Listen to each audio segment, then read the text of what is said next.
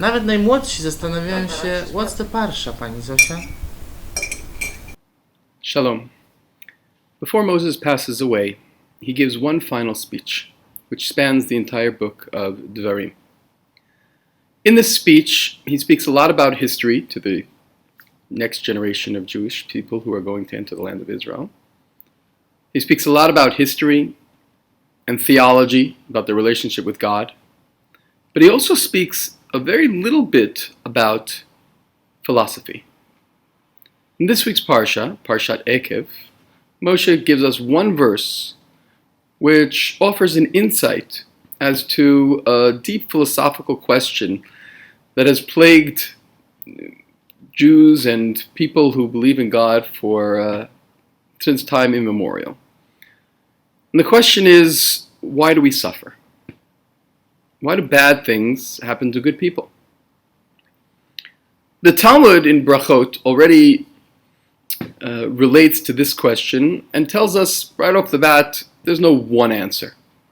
There are streams, there are possibilities, there are avenues one can take in trying to interpret why we have to endure suffering in our lives. The Talmud says the following. Rabbi Chisda said, if a person sees suffering befalling him, the first thing he should do is check his actions. We Jews believe that there's rewards and there's punishments.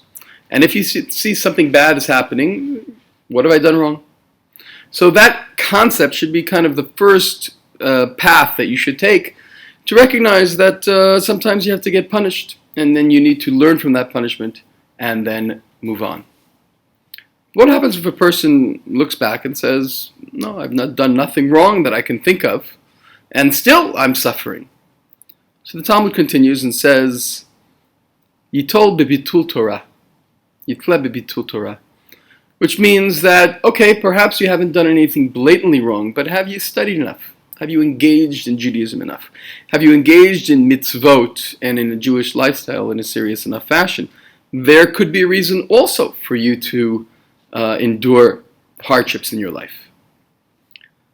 The Talmud then says, okay, but what if a person did study and has been involved in Jewish life and is righteous and is serious about and committed in their religion, and still they suffer? Then the Talmud responds and says, if that's the case, he should know that those are yisurin shel ahava, suffering of love. Sufferings of love. The verse that's brought is that God says, whoever I love, I will rebuke, or I will cause some suffering. What does that mean, suffering of love? How do we understand that? In order to understand that, we go to this week's Parsha, and we go to the message that Moshe gave to the children of Israel when trying to explain to them a little bit of philosophy. It says the following, chapter 8, verse 4. V'yadata im levavecha ki ka'asher yaser ish et beno, Adonai Elohecha miyasreka. And you should know in your heart that the same way a father causes his child to suffer, God causes us suffering. What parent causes their children suffering? We want to give love. We want to give comfort. But the truth is we also want to educate. We want to build character. And sometimes when we look at our children and we force them to engage in something that they don't want to do, what do their children think? Oh, this is suffering. This is so painful. Why are you being so mean to me?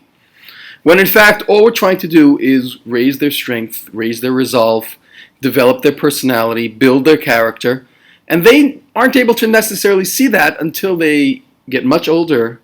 And then they can look back and say, that's the reason that I was given this task, this test.